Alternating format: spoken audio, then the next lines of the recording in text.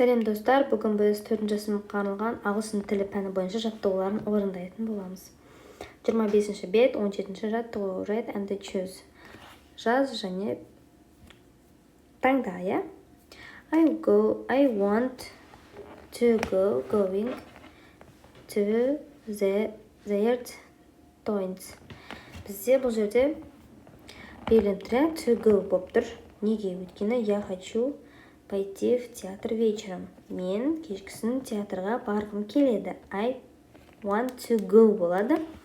Going болса біз кетіп бара жатырмыз. Иә?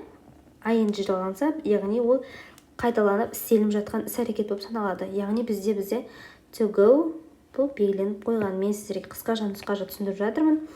Енді екіншісін қоятын болсақ, біз listening болады. Үште болады бізде to visit. Төртте болады бізде to fail. Бесте болады бізде juggling. Алтыда болады бізде to write. Және біз 18-ші жаттығуға келетін болсақ, complete the sentence in a way that is true about yourself. Яғни бізде өзің жайлы шындықты айт деген. Яғни біз бұл жерде қоямыз I want to go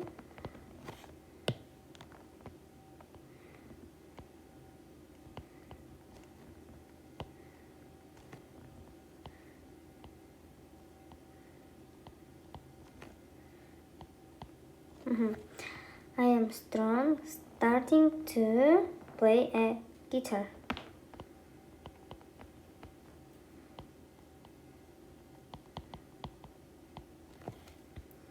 Үште болады бізде visit. I hope to visit America.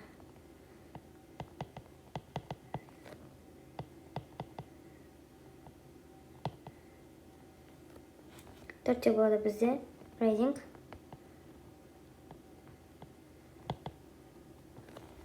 Бесте болады бізде watching.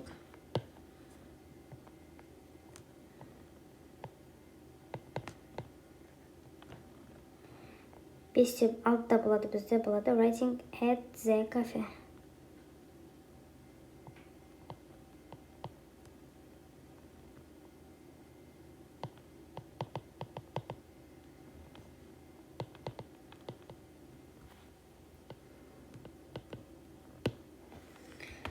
Және біз түсінікті болды деп ойлаймын. Және біз соңғы, яғни 19-ші жаттығуға көшетін боламыз. Ендеше біз апаға керекті сұрақтарына жауап беруіміз керек, әжеге. Buy some fruit, яғни фрукты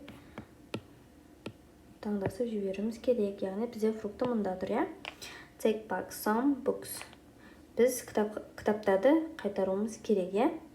Яғни бізде болады бұл жерде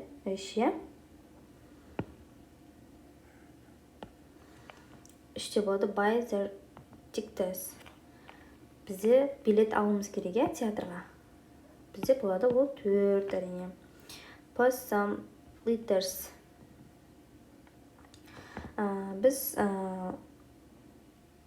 почтаға барып, 5 хабарлама жіберуіміз керек. Яғни бізде болады 5. Get some milk.